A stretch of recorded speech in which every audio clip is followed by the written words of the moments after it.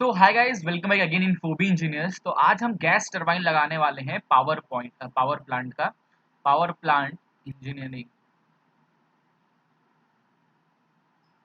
तो power plant engineering का chapter 4 हम करने जा रहे हैं, गैस टरबाइन।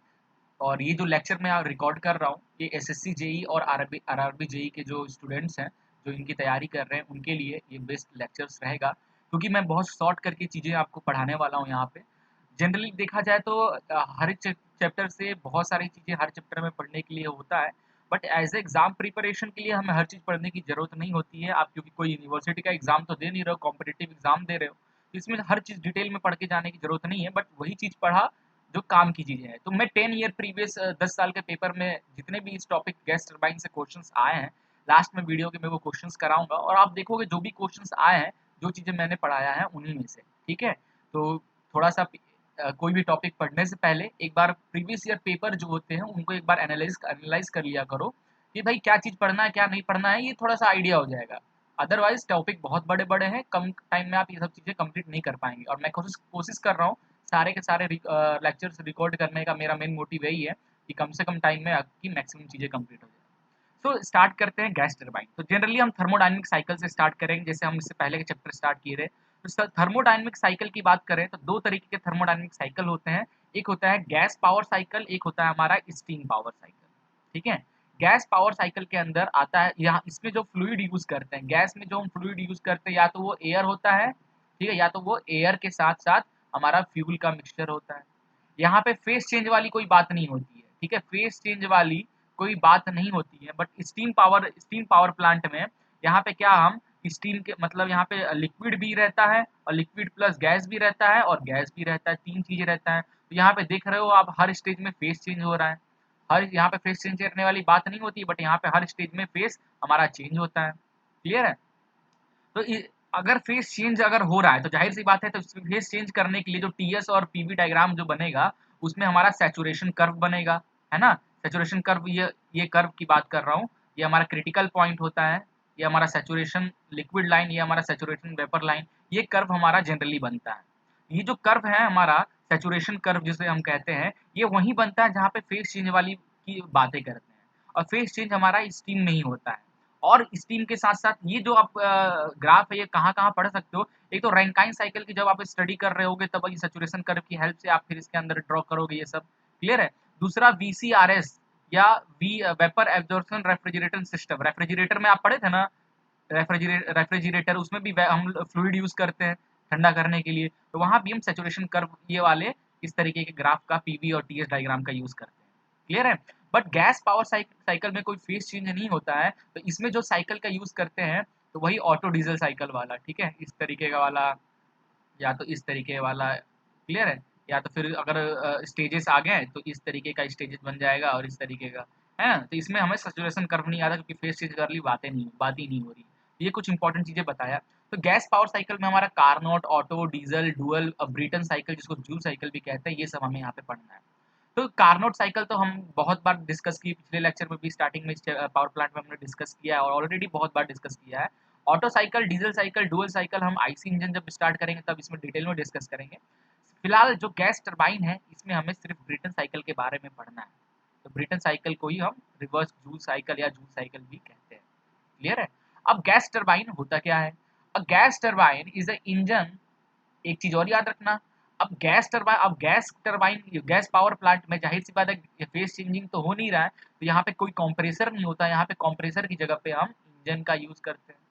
ठीक है, इंजन के साथ साथ, हाँ, ऐसा नहीं है कंप्रेसर नहीं होता, कंप्रेसर क्यों नहीं होगा, इंजन भी होगा, साथ में कंप्रेसर कंप्रेसर है वही हमारा इंजन की तरह काम करता है। यहाँ पे हमारा कंप्रेसर पंप की तरह काम करता है। ठीक है, ये सब चीजें कुछ छोटी छोटी चीजें हैं, आपको याद रखना है। So the gas turbine is the engine at the heart of power plant that produces electric current. Clear है?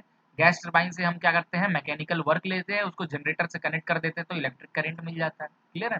A gas turbine is a combustion engine, एक तरीके का कंबसन इंजन होता है, क्योंकि वहाँ पे आपको हर सब में आपको कंबसन चैम्बर देखने को मिलेगा। आप कार्नोट देख लो, ऑटो देख लो, डीजल देख लो, डुअल देख लो, चाहे ब्रिटन में, that can convert natural gas और अदर लिक्विड फ्यूल्स। ठीक है, नेचुरल गैस मतलब एयर के साथ साथ अदर लिक्विड लाइक डीजल और पेट्रोल और kerosene to mechanical energy. Okay, this energy then drive generator that produces electrical energy, and it is a electrical energy that move along power lines to home and the business offices like that. तो clear हो गया। तो हम क्या करते हैं gas turbine में, हम कोई नेचुरल गैस लाइक एयर लेते हैं, उसके साथ कुछ फ्लूइड को मिक्स करके उसको कंबसन कराते हैं, तो उसकी वजह से हमें मैकेनिकल एनर्जी मिलता है, और उस मैकेनिकल एनर्जी को, उस वर्क आउटपुट को जब हम जनरेटर से कनेक्ट करते हैं, तो जनरेटर से क्या होता है, हमें वो मैकेनिकल जो है वो इलेक्ट्रिकल में कन्वर्ट हो जाता है। तो ये ओवरऑल ब्रीफ था गैस टरबाइन का। तो अब आगे बढ़ते हैं और थोड़ा सा पूरा जो हमारा है ब्रिटन साइकिल उसको समझते हैं। तो जनरली सिर्फ 3 ही चीज़ यहाँ पे हम यूज़ करते हैं ब्रिटन साइकिल में। ब्रिटन साइकिल में हम एक कंप्रेसर यूज़ करते हैं, उस कंप्रेसर से एकदम पैरेलली हमारा टरबाइन कनेक्ट होता है। नंबर 1 कंप्रेसर, नंबर 2 टरबाइन, और नंबर 3 हमारा कंबसन चेंबर। ये 3 चीज़ का यूज़ करके हमारा ब्रिटन साइकिल जो है वो बनता है। क्लियर है? अब यहाँ से देखिए क्या रहा है। सबसे पहला प्रोसेस नंबर 1 क्या होता है यहाँ पे, फ्रेश एयर, एटमॉस्फेरिक एयर हमारा कंप्रेसर में एंटर करता है। कंप्रेसर को हम क्या यहाँ पे हम वर्क देते हैं, कंप्रेसर को हम वर्क देते हैं, वर्क इनपुट। कंप्रेसर को हम वर्क देंगे तो कंप्रेसर चलेगा, फ्रेश एयर को क्या करेगा, कंप्रेस करेगा तो यहाँ पे क्या होगा, प्रेशर बढ़ेगा। और क्योंकि PV is equal to n R T होता है, PV is equal to n R T होता है, because P directly proportional to T, तो पी बढ़ेगा तो टेम्परेचर भी बढ़ेगा, जाहिर सी बात है। क्लियर है? तो यहाँ पे प्रेशर बढ़ रहा है तो जाहिर थोड़ा बहुत यहाँ पे टेम्परेचर भी इंक्रीज होगा कंप्रेसर सेक्टर में। फिर कंप्रेसर से जो गर्म हवा, टेम्परेचर बढ़ने के बाद हम उसको हॉट गैसेस बोलेंगे, हॉट एयर जो है कंबसन चेंबर में आता है। अब कंबसन चेंबर को हॉट एयर तो बर्न करेगा नहीं, कंप्रेस्ड हॉट एयर बर्न तो करेगा नहीं। क्लियर है? तो बर्न कराने के लिए हमको कुछ एक्स्ट्रा फ्यूल ऐड करना पड़ेगा, और जैसे हम फ्यूल ऐड करेंगे और इसमें हम थोड़ा सा एनर्जी इनपुट कर रहे हैं, ठीक है, स्पार्क प्लग या फिर फ्यूल जो इनपुट किए, तो यहाँ पे कंबसन होगा, और उस कंबसन की वजह से हॉट गैसेस जो है काफ़ी ज़्यादा प्रेशराइज्ड, काफ़ी ज़्यादा टेम्परेचर में वो हमारे टरबाइन में आएंगे। टेम्परेचर यहाँ डबल हो जाएगा, ठीक है, टरबाइन में बट एट जो कंबसन चैम्बर है यहाँ पे हीट इनपुट जो है pressure will be constant. Constant pressure पे हम ये हीट एडिशन वाला काम करते हैं, जिसकी वजह से काफ़ी ज़्यादा टेम्परेचर बढ़ता है, और टेम्परेचर जब बढ़ता है तो फिर वो उसको हम टरबाइन में डालते हैं, और टरबाइन में डालने से ब्लेड रोटेट होगा। ठीक है, तो यहाँ पे क्या होता है, प्रेशर जो है रिड्यूस हो जाएगा, टेम्परेचर ऑल्सो रिड्यूस, एंड यहाँ से हमें नेट आउटपुट बाहर की ओर मिलता है। क्लियर है? और देन एग्जॉस्ट गैसेस हमारा बाहर आ जाएगा, इस तरीके से चलता है। तो अगर मैं नेट वर्क आउटपुट की बात करूं टरबाइन से, दैट इज क्या, total overall net work down की बात करें, तो टरबाइन जितना वर्क दे रहा है, आउटपुट जितना टरबाइन दे रहा है, उसमें से कंप्रेसर का माइनस कर देते हैं, है ना। कंप्रेसर में हमें पावर इनपुट कर रहे हैं और यहाँ से हमें पावर वर्क आउटपुट मिल रहा है, तो वर्क आउटपुट में से इनपुट माइनस कर देंगे तो हमारा नेट वर्क निकल जाएगा ना, याद रखना ये चीज। आगे देखिए कंप्रेसर, अब जो हम ये ब्रिटन साइकिल में या फिर गैस टरबाइन में जो कंप्रेसर यूज करते हैं वो हमारा एक्सियल फ्लो कंप्रेसर होता है। ये भी आप याद रखना, एक्सियल फ्लो कंप्रेसर होता है, इंपॉर्टेंट पॉइंट है। नाउ अभी हमने देखा कि नेट वर्क जो होता है टरबाइन वर्क में से कंप्रेसर वर्क हम माइनस कर देते हैं। तो यहाँ पे एक नया टर्म आपको पढ़ना है, बैक वर्क रेशियो। क्या होता है बैक वर्क रेशियो? तो back work ratio is a negative work upon positive work. तो याद रखना बैक वर्क रेशियो क्या होता है, negative work minus positive work. यहाँ पे निगेटिव वर्क क्या है, कंप्रेसर क्योंकि वर्क दे रहे हैं, और जब किसी सिस्टम को वर्क देते हैं तो वो निगेटिव में होता है, और जब सिस्टम वर्क देता है तो वो वर्क हमारा पॉजिटिव में होता है। तो निगेटिव वर्क में हमारा compressor work upon W turbine work हो गया। क्लियर है? That is the back work ratio. और यही गैस टरबाइन के केस में बात कर रहे हैं, तो back work ratio gas turbine में 40% टू 60% होता है। ठीक है, 40% टू 60% होता है गैस टरबाइन में बैक वर्क रेशियो। बट यही स्टीम टरबाइन की बात करें तो स्टीम टरबाइन में बहुत कम होता है, 1 to 2% होता है बैक वर्क रेशियो। ठीक है, स्टीम टरबाइन में क्या होता है, यहाँ पे फेस चेंज होता है, स्टीम टरबाइन में हमारा फेस चेंज होता है, इसकी वजह से यहाँ हमारा जो पंप है, पंप की बात कर रहे हैं, तो यहाँ पे लिक्विड होता है, तो लिक्विड यहाँ लिक्विड को पंप को कम प्रेशर मतलब कम वर्क लगता है प्रेशराइज करने में लिक्विड को, गैस के कंपेयर में। गैस को प्रेशराइज करने में कंप्रेसर में प्रेशर बढ़ाता है ना, एक मैक्सिमम लेवल पे ले जाता है, तो गैस को उस पॉइंट तक ले जाने में ज़्यादा कंप्रेसर को वर्क लगता है। ठीक है, और यही अगर इसकी जगह पे लिक्विड होता तो बहुत कम उसके नीचे में ही, ठीक है, ये P1 P2 पे ही नीचे में ही वो उस ऑप्टिमम पे पहुंच जाता है। देयरफॉर हमारा जो होता है स्टीम टरबाइन में जो बैक वर्क रेशियो होता है 1 से 2% ही होता है। इसी में अब हम बात करेंगे वर्क रेशियो। तो वर्क रेशियो के जिसको हम RW से दिखाते हैं, वर्क रेशियो क्या हो जाता है, नेट वर्क डन जो प्रोड्यूस हो रहा है अपॉन टरबाइन वर्क डन। तो नेट वर्क डन होता है W turbine work minus compressor work upon turbine work. यहाँ से आ जाएगा 1 minus compressor work upon turbine work. यहाँ से आ जाएगा क्योंकि compressor work upon turbine work, compressor work upon turbine work हमारा होता है बैक वर्क रेशियो, ठीक है, RBW। तो हम इसको RBW से लिख दिए। तो इससे क्या समझ में आता है कि अगर वर्क रेशियो, तो गैस डायनेमिक का अगर वर्क रेशियो पूछे, ठीक है, तो यहाँ पे देख लीजिए, मान लीजिए गैस टरबाइन का बैक वर्क रेशियो कितना है, 40 to 60% होता है। तो 1 में से माइनस करेंगे 40 to 60, तो हमारा इतना ही आया ना, 100 में से 40 60 गया, 40 60 ही आएगा। देयरफॉर गैस टरबाइन में जो हमारा वर्क रेशियो होता है वो कितना होता है, 40 to 60%। एंड स्टीम टरबाइन में कितना होता है, 100 में से 1-2% गया तो कितना, 90 99 98% ही रहेगा, है ना। तो 98 से 99% के आसपास हमारा स्टीम टरबाइन में वर्क रेशियो रहता है। तो याद रखना, वर्क रेशियो और बैक वर्क रेशियो में डिफरेंस है, तो कंफ्यूज होकर उधर का उधर मत करना। आगे हम डिस्कस करने वाले हैं। अभी देखो, अभी जो गैस टरबाइन साइकिल होता है वो दो तरीके का होता है, एक ओपन गैस टरबाइन साइकिल होता है, एक हमारा क्लोज साइकिल होता है, ठीक है। Open cycle gas turbine and closed cycle gas turbine. कैसे, जो हमारा ओपन, देखो यहाँ पे हमारा एंटर हुआ गैस, क्या हुआ, यहाँ से एंटर किया गैस, एंटर किया यहाँ से, और यहाँ से फिर कंबसन चैम्बर में गया, यहाँ पे इसको क्यू इनपुट मिलता है, ठीक है। कंप्रेसर में हम वर्क इनपुट देते हैं, तो हमारे टरबाइन से वर्क आउटपुट मिलता है। क्लियर है, इस तरीके से। अब यहाँ से जो निकला हमारा gas, this is number 1, this is process number 2, this is process number 3, this is process number 4। अब इसको हम क्या कर दिए, एटमॉस्फेयर में जो हॉट एयर आया, यहाँ से जो हॉट एयर निकला टरबाइन के बाद, हाँ भले टेम्परेचर कम हो जाएगा उसका, बट कुछ तो गर्म, थोड़ा बहुत तो गर्म होगा ना, तो हॉट एयर जो है एटमॉस्फेयर में हम रिलीज कर देते हैं, ठीक है। यहाँ पे देखिए लिखा है, the exhaust gases leaving the turbine are thrown out in the atmosphere, not recirculated. तो ओपन साइकिल गैस टरबाइन में क्या करते हैं, टरबाइन से जो हॉट एयर निकलता है उसको एटमॉस्फेयर में हम रिजेक्ट कर देते हैं, ना कि उसको दोबारा रिसर्कुलेट करते हैं। बट यही अगर हम क्लोज्ड साइकिल की बात करें, तो टरबाइन से जो हमारा हॉट एयर जो निकलता है, हॉट एयर जो निकलता है 4 नंबर पे टरबाइन से, उसको हम फिर से हीट एक्सचेंजर में डालकर ठंडा कर देते हैं, एंड अगेन उसको हम कंप्रेसर में दोबारा भेज देते हैं। इस तरीके से उसको हम यूज कर लेते हैं, ठीक है। So the exhaust gases leaving the turbine are not thrown out in the atmosphere, hence recirculated। Atmosphere में ना फेंक करके जो टरबाइन से निकलता है उसको डायरेक्ट हम कंप्रेसर में डाल देते हैं, ठीक है। डायरेक्ट नहीं डालते हैं हम, यहाँ पे हीट ठंडा करते हैं उसको। अब बहुत सारे क्वेश्चंस यहाँ पे ये आएंगे कि सर यहाँ पे जो हमारा क्यू इनपुट है ना, अगर हम यही गर्म हवा को इस कंप्रेसर में भेज दें तो कंप्रेसर क्या करेगा, कंप्रेसर कंप्रेस तो प्रेशराइज तो करेगा ही, उसके बाद जब फेंकेगा तो हमारा क्यू इनपुट तो कम लगेगा ना, क्योंकि यहाँ पे हमें गर्म हवा चाहिए। तो पहले सिर्फ कंप्रेसर गर्म हवा दे रहा था, अब ये टरबाइन से जो निकल रहा है वो भी कंप्रेसर वाले कंप्रेसर का T1, ठीक है। इस तरीके से मान लो कंप्रेसर का T1 और यहाँ से जो निकला T2 दोनों प्लस होके यहाँ मिलेगा, तो QI की वैल्यू क्या होगी, कम हो जाएगी, कम हमें इनपुट लगेगा, कम कम हीट देना पड़ेगा, क्योंकि ऑलरेडी इतना हीट आ रहा है।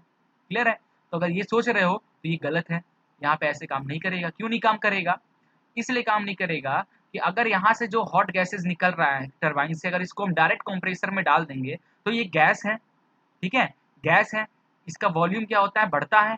कंप्रेसर में डालोगे तो प्रेशर बढ़ेगा, तो प्रेशर बढ़ेगा तो टेम्परेचर बढ़ेगा, और जब गैस का टेम्परेचर बढ़ेगा तो क्या होगा, वो एक्सपेंड करेगा, क्योंकि गैस का नेचर होता है ना कि मॉलिक्यूल्स दूर दूर रहते हैं गैस के। तो टेम्परेचर जितना बढ़ाओगे मॉलिक्यूल्स उतने दूर दूर जाएंगे, तो उसका वॉल्यूम बढ़ेगा, और जब वॉल्यूम बढ़ेगा तो कंप्रेसर को उसको प्रेशराइज करने में ज़्यादा पावर कंज्यूम होगा।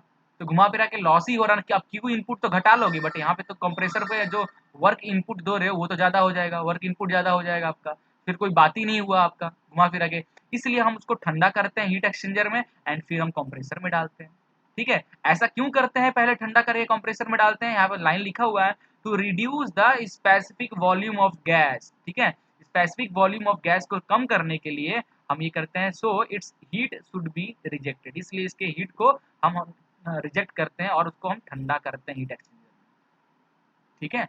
अब हमारा जो ओपन साइकिल गैस टरबाइन होता है, इसकी एग्जांपल की बात कर लें तो एयरक्राफ्ट प्रोपोर्शनल इंजन जो होता है, एयरक्राफ्ट वगैरह में हम ओपन साइकिल गैस टरबाइन का यूज़ करते हैं, क्योंकि ऊपर बहुत हाइट पे ये चलता है, तो वहाँ जो हॉट एयर निकलता है उसको दोबारा यूज़ ना करके उसको एटमॉस्फेयर में रिलीज़ कर देते हैं। बट जो हमारा पावर प्लांट में है, पावर प्लांट में हम क्लोज्ड साइकिल गैस टरबाइन को यूज़ करते हैं। और एक्चुअल में क्लोज्ड साइकिल गैस टरबाइन को ही हम ब्रिटन साइकिल कहते हैं, क्योंकि ये एक्सपेरिमेंट ब्रिटन ने ही किया था क्लोज्ड वाले पे, इसलिए क्लोज्ड साइकिल गैस टरबाइन को हम ब्रिटन साइकिल या जूल साइकिल कहते हैं। ओके, इतना क्लियर हो गया। सो अब हम क्लोज्ड गैस टरबाइन के बारे में डिटेल में डिस्कस करेंगे। तो ये देखिए हमारा क्लोज्ड गैस टरबाइन है, ये हमारा point number 1, this is point number 1, मैं ब्लैक कलर या फिर ये कलर यूज करता हूँ। दिस इज पॉइंट नंबर 1, यहाँ से हमारा फ्रेश एयर एंटर किया कंप्रेसर में, तो कंप्रेसर में जब जाएगा तो प्रेशर क्या होगा, बढ़ेगा। प्रेशर कंप्रेसर में जाएगा तो प्रेशर बढ़ेगा, प्रेशर के साथ साथ टेम्परेचर भी बढ़ेगा। उसके बाद कांस्टेंट प्रेशर पे हीट एडिशन और हीट रिजेक्शन जो होगा, देखिएगा देखिएगा कांस्टेंट प्रेशर पे ही हम करते हैं, ठीक है। तो यहाँ पे फिर ये 2 से निकला, कंबसन चैम्बर में फ्यूल ऐड किए, कंबसन चैम्बर में कांस्टेंट प्रेशर पे यहाँ पे हीट इनपुट किया हमने, और फिर वो टरबाइन में गया तो यहाँ से हमें वर्क आउटपुट मिला। जो गैसेस हैं वो फिर हीट एक्सचेंजर में जाएगा, कांस्टेंट प्रेशर पे यहाँ पे हीट रिजेक्ट कर रहे हैं, हीट रिजेक्ट, ठीक है, कांस्टेंट प्रेशर पे। अब यहाँ क्वेश्चन कुछ बंदे कुछ स्टूडेंट्स कह सकते हैं कि सर कांस्टेंट प्रेशर पे ही क्यों हीट एडेड और हीट रिजेक्ट क्यों हो रहा है, कांस्टेंट वॉल्यूम पे क्यों नहीं हो रहा। तो भाई ऐसा है कि कांस्टेंट वॉल्यूम पे इसलिए यहाँ पे हम हीट एडिशन नहीं कर रहे हैं, क्योंकि यहाँ पे तो देखो इनपुट एडिंग में टेम्परेचर बढ़ रहा है, ठीक है, और गैस आप गैस डायनेमिक पढ़ रहे हो ना, गैस टरबाइन कर रहे हो, तो जब टेम्परेचर गैस का बढ़ेगा तो जाहिर सी बात है उसका वॉल्यूम भी बढ़ेगा। टेम्परेचर गैस का टेम्परेचर बढ़ेगा तो उसका वॉल्यूम भी बढ़ता है, ठीक है, वॉल्यूम भी बढ़ेगा, क्योंकि टेम्परेचर बढ़ेगा तो वो एक्सपेंड होगा, तो वॉल्यूम बढ़ेगा। तो वॉल्यूम कैसे कांस्टेंट हो सकता है, और कंबसन में हम हीट एडिशन कर रहे हैं तो टेम्परेचर तो बढ़ना ही है, सो वॉल्यूम हमारा कांस्टेंट नहीं रहता है। तो गैस की, जहां हम गैस की बात करते हैं वहां पे हम कांस्टेंट वॉल्यूम पे नहीं बल्कि कांस्टेंट प्रेशर पे हीट एडिशन या हीट रिजेक्शन करते हैं। इतना क्लियर हो गया। अब इसका पीवी डायग्राम देख लीजिए, ये हमारा पी है और ये हमारा वी है। पीवी डायग्राम की बात करें तो इस प्रोसेस में देख सकते हो यहाँ पे दो जगह प्रेशर कांस्टेंट है, यहाँ भी प्रेशर कांस्टेंट है 2 से 3 में, और 4 से 1 में भी प्रेशर कांस्टेंट है। ये कौन सा प्रोसेस है यहाँ, तो ये है कांस्टेंट प्रेशर को क्या बोलते हैं, आइसोबैरिक। तो इस साइकिल में गैस टरबाइन में दो आइसोबैरिक होता है, आइसोबैरिक बैरिक मतलब बार, मतलब प्रेशर कांस्टेंट। तो दो प्रोसेस इसमें जो होता है साइकिल में वो हमारा आइसोबैरिक होता है, दो आइसेंट्रोपिक होता है, entropy constant, isentropic adiabatic process, है ना। तो कंप्रेसर में और टरबाइन में हमारा आइसेंट्रोपिक एक्सपेंशन, यहाँ पे आइसन कंप्रेसर में आइसेंट्रोपिक कंप्रेशन होता है, टरबाइन में गैस एक्सपेंड करती है तो आइसेंट्रोपिक एक्सपेंशन कहते हैं। तो पूरे हमारा गैस टरबाइन में 4 साइकिल होते हैं, जिसमें 2 हमारा आइसेंट्रोपिक प्रोसेस होता है और 2 हमारा आइसोबैरिक प्रोसेस होता है। क्लियर है। अब पीवी डायग्राम देख लीजिए, समझना जरूरी है। तो पीवी डायग्राम देखिए 1 से 2 में प्रेशर बढ़ रहा है, तो मैंने क्या किया, ये हमारा मैंने बनाया पॉइंट नंबर 1, और प्रेशर बढ़ रहा है तो मैं प्रेशर 1 से 2 पे प्रेशर बढ़ रहा है, टेम्परेचर बढ़ रहा है, तो मैंने इस तरीके से इसको बढ़ाया, प्रेशर बढ़ाया, देखिए प्रेशर बढ़ाया 2 तक गया, ये मैंने प्रेशर बढ़ा लिया। क्लियर है। या तो इस ग्राफ को बनाने का एक और अच्छा तरीका है, इस ग्राफ को बनाने का, आपको ग्राफ बनाने के बाद देखिए दो जगह कांस्टेंट प्रेशर हो रहा है, यहाँ भी कांस्टेंट प्रेशर है, यहाँ भी कांस्टेंट प्रेशर है। अब जो हीट एडिशन है यहाँ पे ये हाईली एरिया पे है ना, मतलब जो प्रेशर ये हाई प्रेशर एरिया है, और हीट रिजेक्शन जो, क्योंकि यहाँ से जब टरबाइन से जो वो निकलेगा कम प्रेशर में निकलेगा, ये लो प्रेशर जोन है। तो हाई प्रेशर को आप क्या कर लो, एक लाइन ऊपर इस तरीके से ड्रॉ कर लो, एक लाइन ऊपर ड्रॉ कर लो, क्लियर है, कांस्टेंट प्रेशर का लाइन, और एक कांस्टेंट प्रेशर का लाइन नीचे ड्रॉ कर लो इस तरीके से, ठीक है। ये हो गया क्यू इनपुट यहाँ पे, और यहाँ पे क्यू आउटपुट, ये इसके लिए ये वाला लाइन कंबसन चैम्बर के लिए, ये वाला लाइन हीट एक्सचेंजर के लिए, ठीक है। अब 1 से 2 प्रेशर बढ़ रहा है तो 1 पॉइंट नंबर 1 दो और 2 तक उसको ज्वाइंट कर दो। यहाँ पे देखो प्रेशर यहाँ पे इस तरीके से प्रेशर यहाँ से बढ़ रहा है ना, P1 से P2 हो गया प्रेशर, प्रेशर बढ़ा। और फिर 3 से 4 में प्रेशर कम हो रहा है तो यहाँ पे 3 पॉइंट करो और प्रेशर कम कर दो, ज्वाइंट कर दो इस तरीके से। ये हमारा बन जाएगा पीवी डायग्राम, इसके लिए हमारा क्लोज गैस टरबाइन के लिए। अब टीएस डायग्राम देखिए, तो 1 से 2 में क्या हो रहा है, टीएस डायग्राम में 1 से 2 में क्या हो रहा है, प्रेशर बढ़ रहा है, 1 से 2 में प्रेशर बढ़ रहा है तो मैंने एक पॉइंट लिया 1 और 2 तक प्रेशर बढ़ा दिया। 2 से 3 में हमारा सिर्फ टेम्परेचर बढ़ रहा है, प्रेशर कांस्टेंट है, तो 2 से 3 में क्या होगा, मैं टेम्परेचर बढ़ा रहा हूँ एट कांस्टेंट प्रेशर पे, टेम्परेचर मैंने बढ़ाया, मैंने इस तरीके कर्व बनाया। क्लियर है? इस तरीके से। ओके, एंड 3 से 4 में टेम्परेचर कम हो रहा है तो टेम्परेचर कम किया, एंड 4 से 1 में हीट एक्सचेंजर काफ़ी तेज़ी से हो रहा है तो मैंने इस तरीके से बनाया कांस्टेंट प्रेशर पे। ये हमारा बन जाता है टी एस डायग्राम। ठीक है, टी एस डायग्राम। ओके, अब एफिशिएंसी की बात करें तो डेरिवेशन आप कर सकते हो, बट इसका डेरिवेशन आपको जरूरत नहीं पड़ेगा, बस फॉर्मूला याद रखिए। एफिशिएंसी ऑफ गैस टरबाइन होता है 1 minus 1 upon R P gamma minus R P power. ठीक है, देखिए अच्छे से लिखा नहीं है, आर पी का पावर है गामा माइनस 1 अपॉन गामा। ठीक है, आर पी का power gamma minus 1 upon gamma, where gamma is the adiabatic index. अगर यहाँ पे एयर है तो एडियाबैटिक इंडेक्स 1.4 होता है एयर का, बाकी जो गैस होगा उसको क्वेश्चन में आपको देगा। अब यहाँ पे देखिए, मान लीजिए आरपी, जो हमारे आरपी क्या है, आरपी को हम लोग बोलते हैं pressure ratio, maximum pressure upon minimum pressure. This P2 upon P1, P2 upon P1, ratio of pressure at 2 and pressure at 1, that is called RP pressure ratio हम कहते हैं। ठीक है, तो अगर यहाँ बाय डिफॉल्ट आरपी की वैल्यू बढ़ेगा, तो आरपी की वैल्यू प्रेशर रेशियो अगर बढ़ेगा तो ये जो पूरा का पूरा टर्म है ये क्या हो जाएगा, ये कम हो जाएगा। और जब ये पूरा का पूरा टर्म कम हो जाएगा और ये निगेटिव में है तो एफिशिएंसी क्या होगा, बढ़ जाएगा, है ना। तो क्या समझ में आता है इस एफिशिएंसी के फॉर्मूला से कि जो एफिशिएंसी होता है गैस टरबाइन का वो डायरेक्टली प्रोपोर्शनल होता है प्रेशर रेशियो के। अगर एफिशिएंसी बढ़ेगा, प्रेशर रेशियो अगर बढ़ेगा तो एफिशिएंसी भी बढ़ेगा, एफिशिएंसी घटेगा तो प्रेशर रेशियो भी घटेगा, ये डायरेक्टली प्रोपोर्शनल होता है। ठीक है, तो आपको एक ये चीज याद रखना है। चलिए, अब मैं बात करने वाला हूँ optimum pressure ratio for maximum work output. तो मैक्सिमम वर्क आउटपुट के लिए कितना ऑप्टिमम प्रेशर रेशियो होना चाहिए, क्लियर है।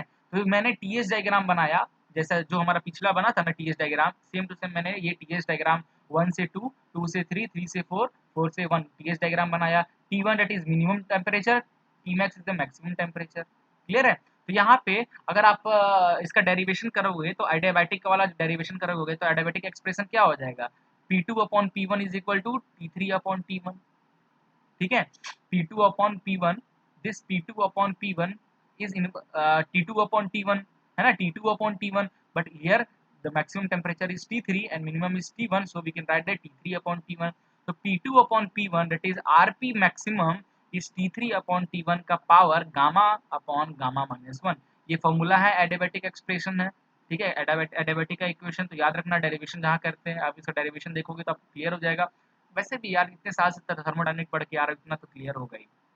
ठीक है, तो ये हमारा तो मैक्सिमम हमारा जो optimum sorry maximum pressure ratio की जो वैल्यू आ जाएगी लाइक दिस। अब मैक्सिमम प्रेशर रेशियो और ऑप्टिमम प्रेशर के रेशियो के बीच में क्या रिलेशन है, तो जो हमारा मैक्सिमम प्रेशर रेशियो होता है वो ऑप्टिमम प्रेशर रेशियो का स्क्वायर होता है। क्लियर है, देयरफॉर यहाँ से लिख सकते हैं ऑप्टिमम प्रेशर रेशियो जो होता है root of maximum pressure ratio. ठीक है, ये याद रखना। अब इससे क्या समझ में आ रहा है, अगर मैं वर्क वर्क वर्क नेटवर्क और प्रेशर रेशियो के बीच में अगर मैं ग्राफ बनाऊं तो देखो पहले क्या होगा, इस तरीके से इंक्रीज होगा ग्राफ, ग्राफ यहाँ तक जाएगा, ये जो पॉइंट है ये पॉइंट पे क्या होगा, इस पॉइंट पे हमें वर्क इन नेटवर्क मिलेगा, यहाँ पे जो नेटवर्क है हमें मिलेगा एट ऑप्टिमम प्रेशर रेशियो पे। और जैसे प्रेशर रेशियो और फिर क्या होता है, यहाँ तक ऑप्टिमम प्रेशर रेशियो जाएगा, फिर प्रेशर रेशियो क्या होता है, कम होने लगता है। प्रेशर रेशियो कम होगा तो वर्क नेटवर्क भी कम होगा, है ना। अब यही एफिशिएंसी के केस में देखें तो एफिशिएंसी के में सिर्फ ग्राफ यहीं तक बनता है, ग्राफ यहीं तक बनता है, क्यों, क्योंकि हमारा ये जो पॉइंट होता है that is the maximum pressure ratio, and at that point maximum pressure ratio we get the maximum efficiency of the turbine, and जो हमारा ऑप्टिमम प्रेशर रेशियो होगा वो मैक्सिमम प्रेशर रेशियो से कम ही होगा। ठीक है, ये दोनों ग्राफ रिलेट करके रखना। देयरफॉर अगर मैं नेट की बात करूं तो वर्क नेट जो हो जाएगा, net work is equal to Cp specific heat at constant pressure root T maximum minus root T minimum. अब यहाँ पे आप मैक्सिमम क्या है, यहाँ पे देखिए T3 है ना, T3 माइनस रूट T1 इस तरीके से भी लिख सकते हो, that is W net. Okay, और देयरफॉर एफिशिएंसी मैक्सिमम एफिशिएंसी जो आएगी यहाँ से, आप इसके हेल्प से मैक्सिमम एफिशिएंसी निकालोगे एडियाबैटिक एक्सप्रेशन की हेल्प से, तो maximum efficiency is equal to 1 minus root of T minimum upon T maximum, ठीक है, मतलब T minimum T1 upon T3 root of, ये याद रखना बहुत इंपॉर्टेंट ये कॉन्सेप्ट है, सारे बस फॉर्मूला याद रखना है आपको, बस इससे ज़्यादा कुछ पूछेगा नहीं क्वेश्चन। तो चलिए अब हम डिस्कस करने वाले हैं गाइज कि किस तरीके से गैस टरबाइन की एफिशिएंसी को बढ़ाया जा सकता है, हाउ टू इम्प्रूव और the method to improve the efficiency of gas turbine. Gas turbine की एफिशिएंसी को किस तरीके से बढ़ाया जा सकता है, तो तीन मेथड है, रीहीटिंग करना, इंटरकूलिंग करना और रीजनरेशन करना। तो वन बाई वन हम सबको देखेंगे। तो सबसे पहले हम रीहीटिंग के बारे में यहाँ देख रहे हैं, ठीक है, रीहीटिंग को देख रहे हैं क्या कैसे। तो रीहीटिंग के लिए हम टू स्टेज का यूज करते हैं, एक हम कंप्रेसर लिए और हम दो टरबाइन लेंगे, टू स्टेज हम बनाएंगे, ठीक है। तो ये हमारा एयर कंप्रेसर में आया एक नंबर से, दो नंबर से हमारा कंप्रेस्ड एयर बाहर निकला, वो हमारा फर्स्ट कंबसन चैम्बर में गया, ठीक है। तो वहाँ पे क्यू इनपुट मिला फर्स्ट कंबसन चैम्बर में, फिर वो टरबाइन T1 टरबाइन में आया, और फिर जो वहाँ से निकलेगा वो सेकंड कंबसन चैम्बर में जाएगा, C2 में जाएगा, C2 और दिस इज C1, फिर यहाँ पे क्यू इनपुट मिलेगा एंड देन फिर वो निकलेगा वहाँ से तो टरबाइन 2 में जाएगा एंड देन ये एटमॉस्फेयर में एग्जिट हो जाएगा, क्लियर है। तो यहाँ पे इसका रीहीटिंग क्या हुआ भाई, क्यों रीहीटिंग नहीं है, जो एयर यहाँ पे निकला कंबसन चैम्बर में हम दो बार, एक बार हीट इनपुट के बाद एक बार और हीट किए, एक बार और हीट ऐड किए, एक दो बार हमने हीट ऐड किया, ठीक है। तो दो बार हमने हीट ऐड किया, इसी को तो रीहीटिंग कहते हैं, एक से ज़्यादा बार हीट को ऐड करना। दो कंबसन चैम्बर हमने यूज़ किया, दो बार हीट ऐड किया, ओके। तो इसका ग्राफ कैसे बनेगा, देखिए वन से टू में कंप्रेसर में जा रहा तो प्रेशर बढ़ेगा, तो मैंने वन से टू पे इस तरीके का प्रेशर बढ़ाया, वन से टू में। फिर टू से थ्री में क्या हो रहा है, कांस्टेंट प्रेशर पे टेम्परेचर एडिशन हो रहा है, तो टीएस डायग्राम में कांस्टेंट प्रेशर पे टेम्परेचर मैंने ऐड किया, थ्री तक गया, ठीक है, थ्री तक गया। अब थ्री से फोर में क्या हो रहा है, गैस एक्सपेंड हो रहा है तो टेम्परेचर कम होगा, तो थ्री से फोर पे टेम्परेचर कम किया, क्लियर है। अब रीहीटिंग का जो प्रोसेस है, तो जो देखो रीहीटिंग का जो देखो टरबाइन वन में जो टी थ्री जा रहा है, टेम्परेचर टी थ्री जो यहाँ से निकल रहा है वो टी थ्री जा रहा है, और टरबाइन टू में टी फाइव जा रहा है। तो रीहीटिंग प्रोसेस में एक चीज आपको ध्यान रखना है, अगर रीहीटिंग प्रोसेस में जो टरबाइन में जाने वाला टेम्परेचर है दोनों टरबाइन में वो सेम होना चाहिए, टी थ्री और टी फाइव सेम होना चाहिए। इसलिए मैंने एक लाइन एक्स्ट्रा ड्रॉ किया, थ्री से फोर में एक्सपेंड हुआ तो मैं टेम्परेचर कम किया, फोर से फाइव पे फिर हीट एडिशन कर रहा हूँ, तो फिर से मैंने उसको टी थ्री टेम्परेचर तक ऊपर ले गया, एंड फिर फाइव से सिक्स में मैंने इसको क्या किया, नीचे कर दिया, क्योंकि टेम्परेचर टरबाइन में डाउन होगा, and again this will be expansion. इस तरीके का हमारा टीकेस डायग्राम बनता है। तो ये हमारा आइडियल रीहीटिंग बना, आइडियल ग्राफ में जनरली क्या होता है, जनरली जो टी थ्री होता है वो टी थ्री रीहीटिंग में टी थ्री टी फाइव, ये सिर्फ आइडियल केस में ऐसा होता है कि टी थ्री ये इस टरबाइन में जो जिस टेम्परेचर पे आ रहा है फ्लूइड, इस टरबाइन में भी उसी टेम्परेचर है फ्लूइड में, ये आइडियल केस में होता है, थियोरेटिकल आप पढ़ाई करते हो, बट रियल में हमारा जो कम होता है, टी थ्री टी फाइव की जो वैल्यू होगी वो कम होगी, टी फाइव की वैल्यू जो होगी टी थ्री से कम होगी जनरली, ठीक है, बट आइडियल ही पढ़ो फिलहाल। तो यहाँ पे देखो क्या हो रहा है, तो यहाँ पे देखो दो टरबाइन है, तो दो टरबाइन लगा तो जाहिर सी बात है दोनों का वर्क नेट जुड़ेगा, तो टरबाइन वर्क जो है वो ज़्यादा मिलेगा, आपको टरबाइन वर्क ज़्यादा मिलेगा, टरबाइन वर्क ज़्यादा मिलेगा, बट जो कंप्रेसर है कंप्रेसर को हमने कांस्टेंट रखा है, वर्क कंप्रेसर का जो वर्क है उसमें कोई चेंज नहीं होगा, कि पहले भी एक कंप्रेसर था अभी भी एक ही कंप्रेसर है, तो हमारा इसलिए हमने कंप्रेसर के वर्क में कोई चेंजेस, जो जितना पहले लग रहा था उतना अभी भी लग रहा है, तो कंप्रेसर वर्क हमारा कांस्टेंट है, बट एक ही कंप्रेसर से हमें दो टरबाइन कनेक्ट किया तो हमें टरबाइन वर्क बढ़ गया, तो टरबाइन वर्क बढ़ गया, ठीक है। तो क्योंकि क्या होता है, नेटवर्क होता है W T minus W C, तो टरबाइन वर्क बढ़ा तो नेटवर्क भी बढ़ेगा, डब्ल्यू नेट भी बढ़ गया हमारा, बट और हीट इनपुट भी बढ़ा है, क्योंकि दो बार हीट एडिशन किया है, क्यू इनपुट भी बढ़ा है ना। तो यहाँ से इससे क्या हो, क्या इससे एफिशिएंसी बढ़ेगी, तो एफिशिएंसी नहीं बढ़ेगी, रीहीटिंग से, सिर्फ और सिर्फ रीहीटिंग से आपका एफिशिएंसी नहीं बढ़ेगा, that is just a scope of regeneration, regeneration का स्कोप बढ़ जाएगा, बट आपकी सिर्फ और सिर्फ रीहीटिंग से आपकी एफिशिएंसी नहीं बढ़ेगी। ओके, सो मैं यहाँ पे लिखा हूँ without regeneration only reheating efficiency decreases, क्यों, क्योंकि आपका क्यू इनपुट तो बढ़ रहा है ना, भले डब्ल्यू टी मिल रहा है क्यू इनपुट भी तो बढ़ रहा है। अब देयरफॉर अगर ये फॉर्मूला आपको याद है एफिशिएंसी का, डब्ल्यू नेट अपॉन क्यू आई, W net W T minus. तो यहाँ पे देखो, यहाँ डब्ल्यू टी भी बढ़ रहा है, मतलब न्यूमरेटर की वैल्यू भी आप बढ़ा रहे हो, और क्या हीट इनपुट है क्यू आई जो है, इसकी भी वैल्यू, डिनोमिनेटर की भी वैल्यू बढ़ा रहे हो। तो क्या एफिशिएंसी क्या होगी? ऊपर न्यूमरेटर भी बढ़ रहा है और डिनोमिनेटर भी बढ़ रहा है, तो एफिशिएंसी क्या होगी? डिक्रीज ही होगी, जाहिर सी बात है ना। तो सिर्फ और सिर्फ रीहीटिंग से आप एफिशिएंसी नहीं बढ़ा सकते हो, आपको रीजनरेशन का हेल्प लेना पड़ेगा। जस्ट स्कोप होता है रीजनरेशन के लिए।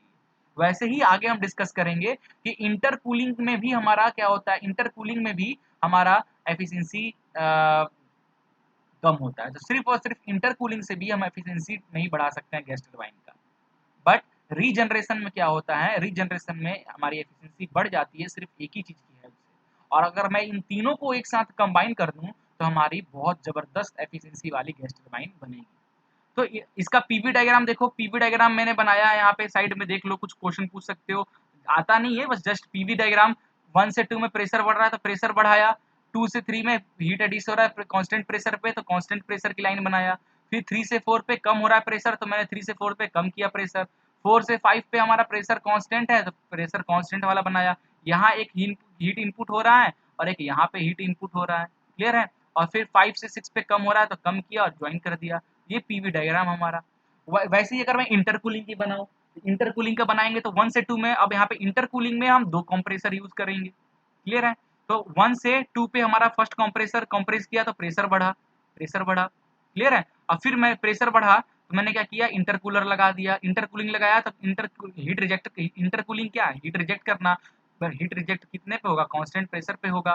कांस्टेंट प्रेशर पे 2 से 3, फिर 3 से 4, फिर सेकंड कंप्रेसर में गया तो फिर अगेन कंप्रेस प्रेशर बढ़ेगा तो 4 पे चला गया, है ना। और फिर जब हीट एडिशन हो रहा है कंबशन चैम्बर में तो प्रेशर कांस्टेंट पे हीट एडिशन 4 से 5 हीट एडिशन हो रहा है। एंड फिर टरबाइन में गया, ये टरबाइन में गया तो वर्क आउटपुट यहाँ से मिलेगा डब्ल्यू टी आपको 6, ठीक है। एंड देन फिर उसी का टीएस डायग्राम आप देख सकते हो। 1 से 2 पे बढ़ेगा टेम्परेचर कंप्रेसर में, फिर इंटरकूलिंग में टेम्परेचर कम होगा, फिर कंप्रेसर में टेम्परेचर बढ़ेगा, फिर हीट एडिशन में टेम्परेचर थोड़ा बढ़ेगा, T4 से T5 होगा, एंड फिर टरबाइन में जाएगा तो टेम्परेचर डाउन हो जाएगा। एंड दिस, ये हमारा टीएस डायग्राम, पीवी डायग्राम। तो इससे क्या समझ में आ रहा है, जो वर्क इसका कंप्रेसर का वर्क है, कंप्रेसर का वर्क वो तो सेम रहेगा दोनों में, WC1 WC2 बराबर है। देयरफॉर यहाँ पे पी आई प्रेशर, जो पी आई की वैल्यू है इंटरकूलिंग का जो प्रेशर है वो क्या हो जाएगा, root of P1 P2 and temperature की बात करें तो T1 is equal to T3, T1 T3 और T मिनिमम तीनों एक ही पे होगा। तो क्या इससे चीजें निकलती, इससे ये निकल के आता है कि multi stage compression with intercooling decrease input work. तो इसकी वजह से क्या होता है, देखो यहाँ पे जो वर्क आउटपुट है, जो वर्क आपको यहाँ पे कंप्रेसर, देखिए 2 कंप्रेसर लगाए हो तो कंप्रेसर में वर्क ज्यादा लग रहा है, तो कंप्रेसर का वर्क क्या हो रहा है, यहाँ पे कम हो रहा है। टरबाइन वर्क, एक ही टरबाइन, तो जैसे एक ही टरबाइन यहाँ पे यूज कर रहे हो ना, टरबाइन वर्क में कोई भी चेंजेस नहीं होगा, इसलिए कांस्टेंट रखा। बट कंप्रेसर 2 लगाने से वर्क थोड़ा सा, कंप्रेसर वर्क कम हो जाएगा, ठीक है। और फॉर्मूला क्या होता है, डब्ल्यू नेट होता है W T minus W C. W C अगर कम होगा तो माइनस साइन होने की वजह से डब्ल्यू नेट हमारा बढ़ जाएगा, डब्ल्यू सी कम हो रहा है तो डब्ल्यू नेट हमारा बढ़ जा रहा है। So only intercooling reduces the efficiency, okay. It can only generate scope for regeneration, ठीक है। लास्ट देखते हैं रीजनरेशन में हम क्या करते हैं। रीजनरेशन का पहला काम है, बस हम जो हीट इनपुट है, हीट इनपुट को हम कम करते हैं, ठीक है। यहाँ पे बात किया जाए, पीछे वाले में बात करें तो यहाँ पे जो हीट इनपुट है एक ही हीट इनपुट है, यहाँ पे हीट इनपुट भी कांस्टेंट है, डब्ल्यू टी भी कांस्टेंट है, बट डब्ल्यू सी कम हो रहा है। डब्ल्यू सी कम होने की वजह से डब्ल्यू नेट बढ़ रहा है, डब्ल्यू नेट बढ़ेगा तो सिर्फ डब्ल्यू नेट बढ़ने से, सिर्फ क्योंकि डब्ल्यू नेट सिर्फ और सिर्फ डब्ल्यू नेट बढ़ने से हमारा एफिशिएंसी भी बढ़ेगा, ठीक है। तो रीजनरेशन की बात करें तो रीजनरेशन में देखिए क्या हो रहा है, ये एक मैंने कंप्रेसर लिया, एक टरबाइन लिया, एक कंप्रेसर और एक टरबाइन लिया। ये हमारा एयर अंदर एटमॉस्फेयर से एयर कंप्रेसर में आया, यहाँ पे प्रेशर बढ़ा, यहाँ पे टेम्परेचर बढ़ा, ये चला गया कहाँ पे, ये अभी ये भूल जाइए, ये चला गया, मान लीजिए ये 2 पे निकला, ये कंबसन चैम्बर में चला गया। यहाँ पे हीट इनपुट आया और कंबसन चैम्बर से जो गैस निकला वो टरबाइन में गया और टरबाइन से गैस बाहर निकला। अब जो टरबाइन से जो हॉट गैसेज हैं, हॉट गैसेज जो टरबाइन से बाहर आ रहा है उसको मैंने क्या रीहीट नहीं किया, मैंने क्या किया रीजनरेटिव कर दिया। क्या किया, ये जो गर्म हवा को है इसको वापस से मैंने एक रीजनरेटर में भेज दिया। ठीक है, ये रीजनरेटर में वापस चला गया। इस रीजनरेटर को मैंने कनेक्ट कर दिया कंबसन चैम्बर में, जो गैस आ रहा था कंप्रेसर से, कंबसन चैम्बर में जो लाइन आ रही थी उसी से कनेक्ट कर दिया। तो अब या कंप्रेसर से जो हीट निकलेगा, जो गर्म हाई हॉट गैसेज जो यहाँ से निकलेगा, अब इस रीजनरेटर की वजह से ये जो गर्म हवा निकला है इसकी वजह से क्या होगा, इसमें हीट आ जाएगा, इसकी वजह से ये रीहीट हो जाएगा, रीजनरेट हो जाएगा। तो ये जो गर्म हवा है, मान लीजिए अगर यहाँ पे 20 डिग्री सेल्सियस था तो यहाँ पे जो निकलेगा वो 40 डिग्री सेल्सियस में निकलेगा। अगर पहले क्या हो रहा था, 20 डिग्री सेल्सियस यहाँ से निकल रहा था, 20 डिग्री ही सेल्सियस जा रहा था यहाँ पे, 20 डिग्री सेल्सियस जब यहाँ पे जा रहा था तो मान लीजिए क्यू इनपुट को, अगर क्यू इनपुट कितना लग रहा था, 10 लग रहा था किलोवाट।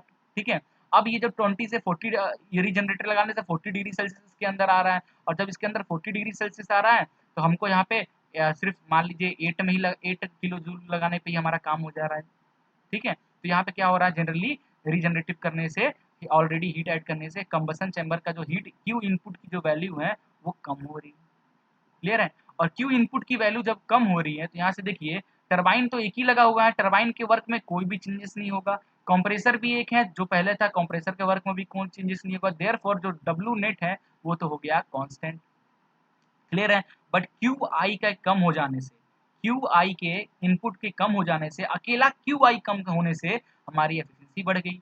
ये efficiency is equal to W net upon Q I होता है, और क्यू आई की वैल्यू अगर कम होगी तो ये इन्वर्सली प्रोपोर्शनल है, तो एफिशिएंसी हमारी क्या होगी, बढ़ जाएगी रीजनरेटिव का।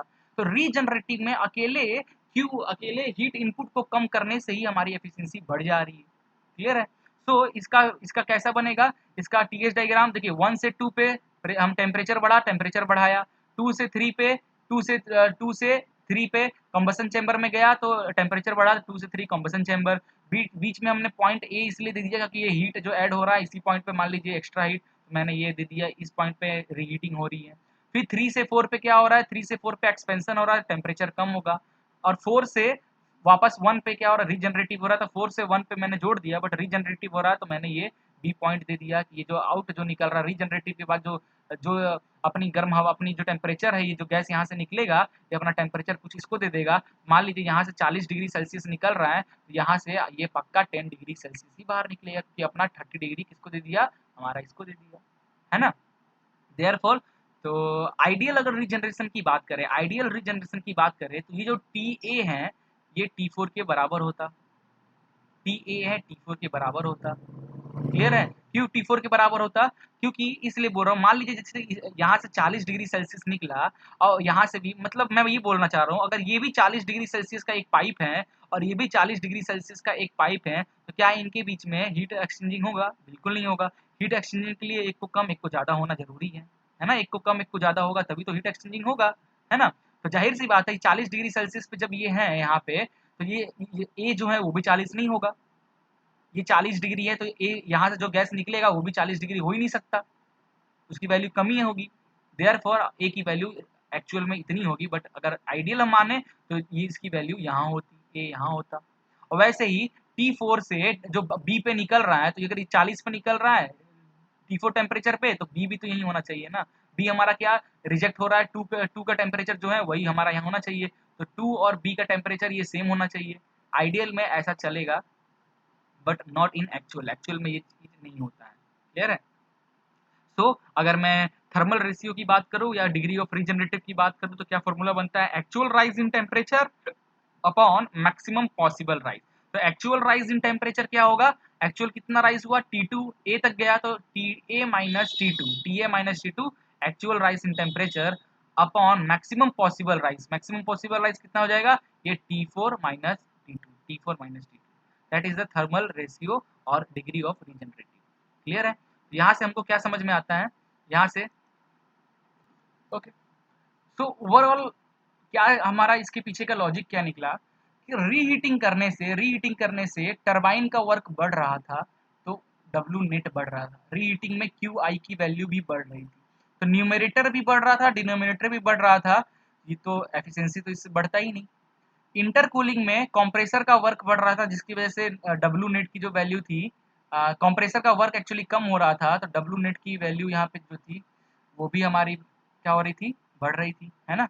डब्ल्यू नेट की वैल्यू बढ़ रही थी, डब्ल्यू नेट की वैल्यू, तो इससे एफिशिएंसी कोई उतना इफेक्ट नहीं कर पाएगा, क्योंकि यहाँ भी न्यूमरेटर क्या हो रहा है। 1 मिनट, कुछ गड़बड़ था क्या। कंप्रेसर यहाँ पे 2 लगा ना, C1 C2, तो कंप्रेसर कम हो रहा है ना भाई, तो WC कम हो रहा है। WC का जो कम होगा, सॉरी बढ़ेगा, WC की वैल्यू बढ़ेगी, डब्ल्यू नेट क्या होगी, कम होगी। डब्ल्यू नेट कम होगी और क्यू आई की जो वैल्यू है, हीट इनपुट है, वो भी हमारा क्या है, यहाँ पे थोड़ा कम हो रहा है। दोनों न्यूमरेटर भी कम, डिनोमिनेटर भी कम, तो ये भी हमारा एफिशिएंसी पे कुछ कोई डिक्रीज ही होगा। बट रीजनरेटिव में अकेला क्यू आई बढ़ने से, हीट इनपुट अकेला बढ़ा देने से हमारा क्या हो रहा है, एफिशिएंसी बढ़ जा रही है। तो सोचो अगर मैं इन तीनों को, क्योंकि तीनों में कुछ ना कुछ फायदा है हल्का हल्का, तीनों को अगर मैं कनेक्ट कर दूं तो हमारी एफिशिएंसी कितनी अच्छी इंप्रूव हो सकती है ना। तो बस यही थोड़ा बहुत फंडा था, आपको इतना बहुत ज़्यादा डिटेल में मैंने थोड़ा आपको चीज़ें बता दिया, इतना ज़रूरत नहीं था। अब जल्दी से हम लोग प्रीवियस ईयर क्वेश्चन लगाते हैं, ज़्यादा क्वेश्चन नहीं है, बहुत कम इस टॉपिक से क्वेश्चन आते हैं, 8-9 क्वेश्चन है, जल्दी जल्दी मैं करा देता हूँ आपको, और फिर नेक्स्ट वीडियो में मैं नेक्स्ट टॉपिक के बारे में डिस्कस करेंगे। चलिए स्टार्ट करते हैं। सबसे पहला क्वेश्चन देखिए, और nozzle is said to be choke when, कब होता है भाई नोजल चोक, जब होता है कब, flow through is it is maximum and exit pressure is critical pressure. अगर एग्जिट प्रेशर हमारा क्रिटिकल प्रेशर हो गया तो जाहिर सी बात है यही तो चुकिंग का टाइम हुआ, कि हमारा जो फ्लो वो निकलेगा ही नहीं। तो option A is your right answer. Brayton cycle is a reversed Joule cycle, option C, Brayton cycle is a reversed Joule cycle बताया था। नेक्स्ट है, for maximum work output in a two-stage expansion gas turbine, when perfect gas intercooling, the intermediate pressure P has the following relationship with maximum pressure P1 and minimum pressure P2 of the cycle. Intercooling में क्या value आई थी, याद कीजिए क्या थी। Yes, P is equal to P1 upon P2 का power 1/2। Sorry sorry, intercooling का पूछा है ना। P I, this P I is equal to क्या होता है, root of minimum and maximum P1 and P2, root P1 into P2। Sorry, option B is your right answer, ठीक है, option B. चलिए आगे बढ़ते हैं। अगला क्वेश्चन है, the compressor used in gas turbine are typically of which type, axial type, option D is your right answer. Gas turbine cycle consist of two isentropic and two constant pressure, है ना, two isentropic and two constant pressure, option D is your right answer, option D, ठीक है। The constant pressure gas turbine works on constant pressure gas turbine works on Brayton cycle, option D. In a Brayton cycle, the heat is rejected at constant pressure. Heat rejected and heat added both होता किस पे होता है, constant pressure पे होता है, option B is your right answer. Which of the following types of air compressor is being used in gas turbine axial flow? तो बस इस पे ज़्यादा क्वेश्चंस नहीं बनते गाइस, इतने ही इंपॉर्टेंट क्वेश्चन है जो इस टॉपिक से बनते हैं, इससे हटकर और कुछ बनता नहीं है। ठीक है, तो आई थिंक आशा करता हूँ चीज़ें आपको अच्छे से क्लियर हो गई होगी। कहीं पे दिक्कत वगैरह आपको आएगा तो आप हमें वीडियो के डिस्क्रिप्शन में कमेंट कर सकते हैं, अदरवाइज आपको हमारा टेलीग्राम और इंस्टाग्राम का लिंक मिल जाएगा नीचे, आप हमें डीएम भी कर सकते हैं। चलिए मिलते हैं नेक्स्ट वीडियो में, तब तक के लिए जय हिंद।